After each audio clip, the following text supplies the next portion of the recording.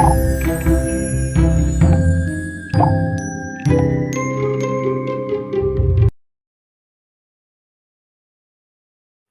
Everyone, welcome to Amma's magic pot. ಇವತ್ತು ಚೆನ್ನ ಮಸಾಲ ಹೇಗೆ ಮಾಡ್ಕೊಳ್ಳೋದು ಅಂತ ನೋಡ್ಕೊಳ್ಳೋಣ. ನಾನು 1 ಕಪ್ ಅಷ್ಟು ಚೆನ್ನ ಮಸಾಲ ತೊಗೊಂಡಿದ್ದೀನಿ. ಇದು ರಾತ್ರಿನೇ ನೆನೆಸಿಟ್ಕೊಂಡಿದ್ದೆ, ರಾತ್ರಿ ಎಲ್ಲ ನೆಂದಿದೆ. ಸೊ ಇವಾಗ ಇದು ಕುಕ್ಕರ್ನಲ್ಲಿ ಹಾಕ್ಕೊಳ್ಳೋಣ.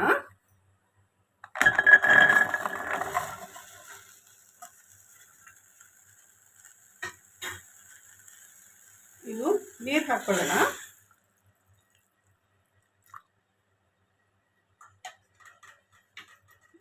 ನಾನು 1 ಟೀ ಬ್ಯಾಗ್ ಹಾಕ್ಕೊಳ್ತಾ ಇದ್ದೀನಿ. ನಿಮ್ಮ ಹತ್ರ ಟೀ ಬ್ಯಾಗ್ ಇಲ್ಲ ಅಂದರೆ ಟೀ ಪುಡಿ ಇರುತ್ತಲ್ಲ, ಅದನ್ನು ಒಂದು ಚಿಕ್ಕ ಹೊಟ್ಟೆಯಲ್ಲಿ ಕಟ್ಬಿಟ್ಟು ಹಾಕ್ಕೊಬೋದು. ಇದಕ್ಕೆ ಸ್ವಲ್ಪ ಉಪ್ಪು ಹಾಕ್ಕೊಳ್ತಾ ಇದ್ದೀನಿ, ರುಚಿಗೆ ತಕ್ಕಷ್ಟು ಉಪ್ಪು. ಇವಾಗ ಸ್ವಲ್ಪ ಹಾಕ್ಕೊಳ್ತೀನಿ, ಆಮೇಲೆ ಮಸಾಲೆ ಜೊತೆ ಇನ್ನೂ ಸ್ವಲ್ಪ ಹಾಕ್ಕೊಳ್ಬೇಕು. ಇದಕ್ಕೆ ಒಂದು 1/4 ಸ್ಪೂನ್ ಅಷ್ಟು ಬೇಕಿಂಗ್ ಸೋಡಾ ಹಾಕ್ಕೊಳ್ತಾ ಇದ್ದೀನಿ. ಏಕೆಂದರೆ ಇದು ಬೇಯ್ದ ಮೇಲೆ ಸ್ವಲ್ಪ ಮೆತ್ತಗೆ ಆಗುತ್ತೆ, ಅದಕ್ಕೋಸ್ಕರ ಬೇಕಿಂಗ್ ಸೋಡಾ ಹಾಕ್ಕೊಳ್ತಾ ಇದ್ದೀನಿ. ಈಗ ಇದನ್ನು ಲಿಡ್ ಮುಚ್ಚಿಬಿಟ್ಟು ಒಂದು 4 ವಿಸಿಲ್ ಬರೋವರೆಗೂ ಕೂಗಿಸ್ಕೊಳ್ಳೋಣ. ಈಗ ಚೆನ್ನಾಗಿ ಬೆಂದಿದೆಯಲ್ಲ ನೋಡ್ಕೊಳ್ಳೋಣ. 4 ವಿಸಿಲ್ ಆದಮೇಲೆ ನೋಡಿ ಈ ಥರ ಬೆಂದಿದೆ. ನಾನು ಟೀ ಬ್ಯಾಗ್ ತೆಗೆದಾಕ್ತಾ ಇದ್ದೀನಿ. ಈಗ ಒಂದು ಪ್ಯಾನ್ ಇಟ್ಕೊಂಡಿದ್ದೀನಿ, ಇದಕ್ಕೆ ಎಣ್ಣೆ ಹಾಕ್ಕೊಳ್ತಾ ಇದ್ದೀನಿ. 3 ಸ್ಪೂನ್ ಅಷ್ಟು ಎಣ್ಣೆ ಹಾಕ್ಕೊಳ್ಬೇಕು.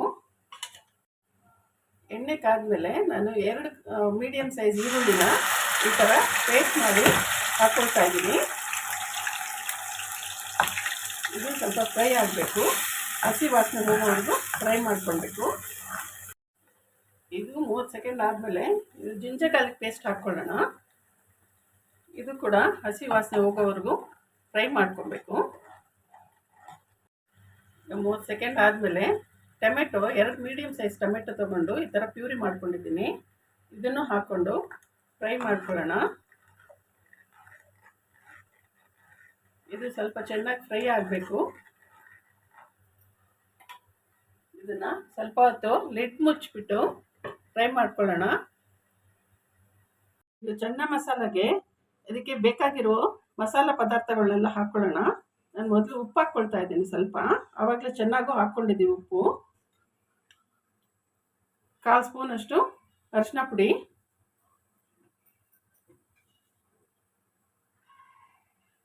1 ಸ್ಪೂನ್ ಅಷ್ಟು ಖಾರದ ಪುಡಿ, 1 ಸ್ಪೂನ್ ಅಷ್ಟು ಧನಿಯಾ ಪುಡಿ,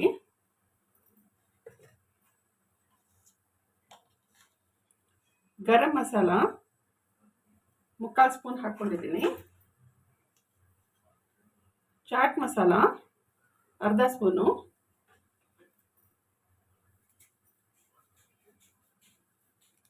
ಸ್ವಲ್ಪ ಇಂಗು,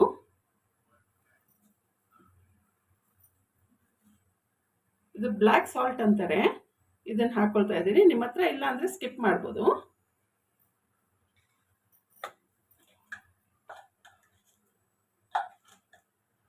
ಜೀರಿಗೆ ಪುಡಿ 1 ಸ್ಪೂನು, ಇದನ್ನೆಲ್ಲ ಮಿಕ್ಸ್ ಮಾಡ್ಕೊಳ್ಳೋಣ.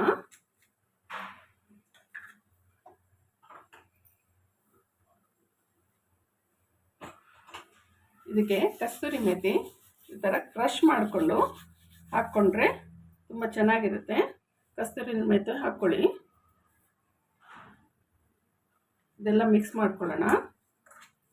ಇದು ಆಮೇಲೆ ಉಪಯೋಗಿಸೋಣ. ನೋಡೋಣ, ನೋಡಿ ಈ ಥರ ಎಣ್ಣೆ ಎಲ್ಲ ಸಪ್ರೇಟ್ ಆಗಿದೆ. ಟೊಮೆಟೊದಲ್ಲಿ ಕೂಡ ಹಸಿ ವಾಸನೆ ಎಲ್ಲ ಹೋಗಿದೆ. ಇದಕ್ಕೆ ನಾವು ಆವಾಗಲೇ ಕಲಿಸ್ಕೊಂಡಿದ್ವಲ್ಲ ಆ ಮಸಾಲೆ ಎಲ್ಲ ಹಾಕ್ಕೊಳ್ಳೋಣ.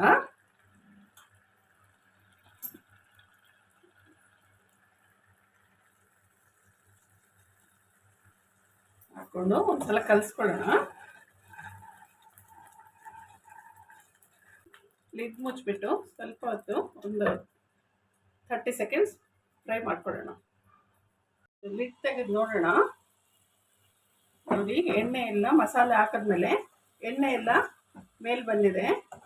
ಇದು ಮಸಾಲೆ ರೆಡಿ ಆಗಿದೆ. ಇವಾಗ ಚೆನ್ನಾಗಿ ಬೆಂದಿದೆ ನೋಡ್ಕೊಳ್ಳೋಣ.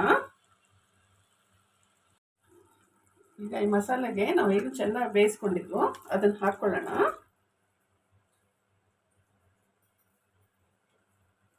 ಈ ಥರ ಕಲಿಸ್ಬಿಟ್ಟು ಸ್ವಲ್ಪ ಮಸಾಲೆ ಜೊತೆ ಬೇಯಕ್ಕೆ ಬಿಡೋಣ. ಚೆನ್ನಾನ 1 ನಿಮಿಷ ಇದನ್ನು ಬೇಯಿಸೋಣ. ನೋಡಿ ಚೆನ್ನಾಗೆಲ್ಲ ರೆಡಿಯಾಗಿದೆ. ಇವಾಗ ಇದು ರೆಡಿ ಅಂದರೆ ಇದಕ್ಕೇನೆ ಮುಗ್ದೋಗಿಲ್ಲ, ಇನ್ನೊಂದು ಎಕ್ಸ್ಟ್ರಾ ಒಗ್ಗರಣೆ ಕೊಡೋಣ. ಅವಾಗ ಇನ್ನೂ ಚೆನ್ನಾಗಿರುತ್ತೆ ಚೆನ್ನ ಮಸಾಲ. ಇವಾಗ ಒಗ್ಗರಣೆ ಹಾಕ್ಕೊಳ್ಳೋಣ. ಈಗ ಸರ್ವಿಂಗ್ ಬೌಲ್ ತೊಗೊಳ್ಳೋಣ ಚೆನ್ನ ಮಸಾಲ.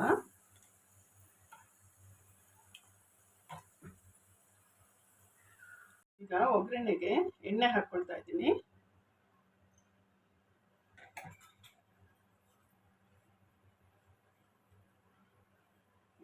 ಇದು ಬೆಳ್ಳುಳ್ಳಿ ನಾನು ಚಿಕ್ಕದಾಗಿ ಕಟ್ ಮಾಡಿ ಹಾಕಿದ್ದೀನಿ. ಇದು ತುಂಬ ಚೆನ್ನಾಗಿ ಫ್ಲೇವರ್ ಕೊಡುತ್ತೆ, ತುಂಬ ಚೆನ್ನಾಗಿರುತ್ತೆ. ಮತ್ತು ಇದಕ್ಕೆ ಜೀರಿಗೆ ಪುಡಿನ ಸ್ವಲ್ಪ ಫ್ರೈ ಮಾಡಿ ಹಾಕ್ತಾ ಇದ್ದೀನಿ. ಮತ್ತು 3 ಮೆಣಸಿನ್ಕಾಯಿ ಕಟ್ ಮಾಡಿ ಹಾಕ್ತಾ ಇದ್ದೀನಿ. ಅರ್ಧ ಸ್ಪೂನು ಚಿಲ್ಲಿ ಪೌಡರ್, ಖಾರದ ಪುಡಿ.